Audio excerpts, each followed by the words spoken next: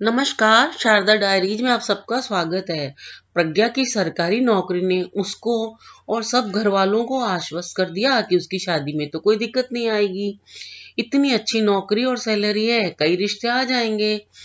प्रज्ञा ने भी इस विषय पर ज्यादा ध्यान नहीं दिया। नौकरी और जिंदगी की व्यवस्था में उसे ध्यान ही नहीं रहा कि उसकी शादी की उम्र निकल रही है। कुछ महीनों पहले ही उसका तबादला अपने शहर से दूसरे शहर में हो गया। अब वह परिवार से दूर दूसरे शहर में रहने लगी।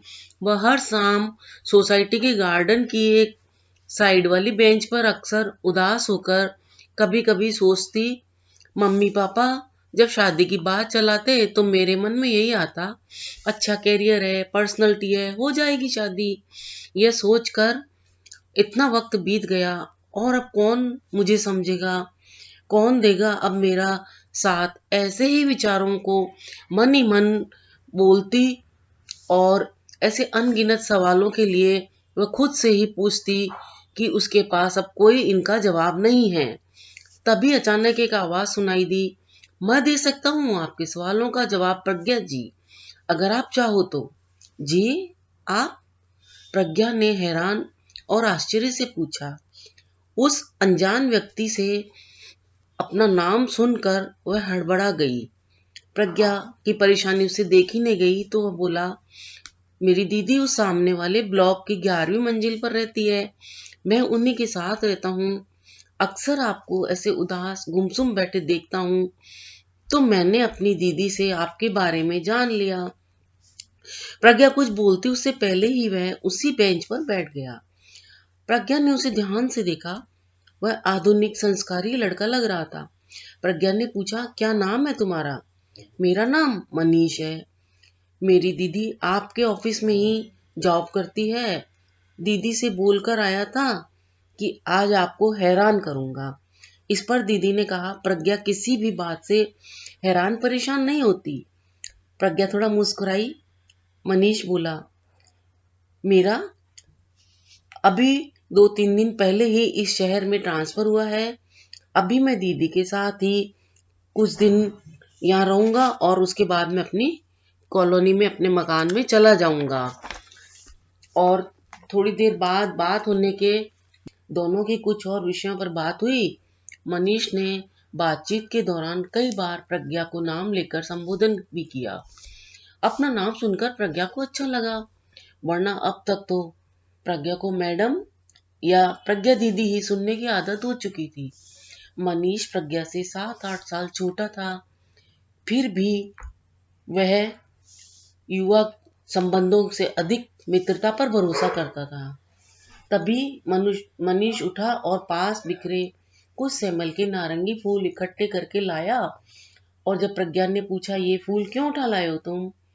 ये रंग छोड़ते हैं, उसने प्रज्ञा की ओर इशारा करते हुए कहा। आपको सफेद रंग से ज्यादा लगाव है? यह कहकर सभी फूल प्रज्ञा की ओर उछाल दिए। प्रज्ञा ने कहा, मनीष मुझे मजाक पसंद नहीं है। मनीष जाकर दूसरे और फूल इकट्ठे करने लगा। तभी मनीष की दीदी भी आ गई और मनीष का परिचय कराते हुए प्रज्ञा से मनीष की बातों पर माफी मांगने लगी। पर मनीष को फूल इकट्ठा करते देख प्रज्ञा जोर जोर से हंसने लगी। यह देख मनीष और उसकी दीदी को आश्चर्य हुआ।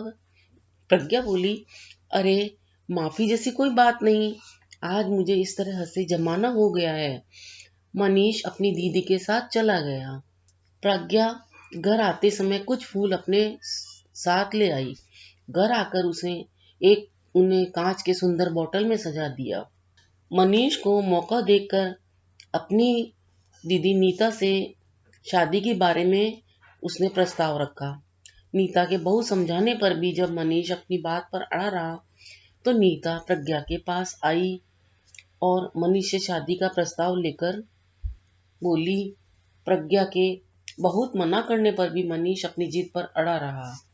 प्रज्ञा को लगा कि मनीष का ये फैसला तटस्थ है या कोई अन्य आकर्षण। नीता ने प्रज्ञा को समझाया, उम्र तो मन का भ्रम है, असली मेल तो दो इंसानों के आपसी विचार और समझ में होता है। नीता ने प्रज्ञा को समझाया, जब लड़का लड़की से 5-6 साल बड़ा वर हो सकता है तो वधू क्यों नहीं। वह ऐसी कोई बड़ी बात नहीं है। फिर मनीष इस संबंध से बहुत खुश है तो तुम क्यों नहीं? प्रज्ञा के सोच और विचारों के द्वंद्व का निवारण नीता और मनीष ने करने की काफी कोशिश की। हालांकि प्रज्ञा ने जमाने के तानों का हवाला दिया, फिर भी उन्हें रोकने की हर कोशिश करने के बाद भी दोनों भाई बहन पूरी तरह संतुष्ट नहीं हुए और वे दोनों घर लौट आए। प्रज्ञा भी घर लौट गई। उस रात वह इसी बारे में सोच विचार करते हुए सोई। अगले दिन वह फिर उसी बेंच पर ठंडी ठंडी हवाओं और फूलों की सुगंध का मजा लेने के लिए बैठी थी कि तभी एक स्वर आया, हेलो प्रज्ञा। अरे तुम मनीष? तभी मनीष मुस्कुराता हुआ वहीं पास बेंच पर बैठ गया और मनीष ने प्रज्ञा की ओर हाथ बढ़ाया, जिसे प्रज्ञा ने भी थाम लिया। हेलो मनीष। प्रज्ञा को लगा जैसे गार्डन में सभी फूल लगे हुए हैं वो एक एक करके उसके ऊपर बिखर गए हैं। ठंडी ठंडी हवाओं के झोंकों ने उन दोनों के तन मन को भिगो दिया है। प्रज्ञा को जीवन के उन्हीं रंगों ने मनीष ने फिर से भर दिया है। अगर आपको ये मेरी कहानी अच्छी लगी हो तो कृपया वीडियो को लाइक, शेयर और सब्सक्राइब करना ना भूलें। वीडियो देखने के लिए धन्यवाद।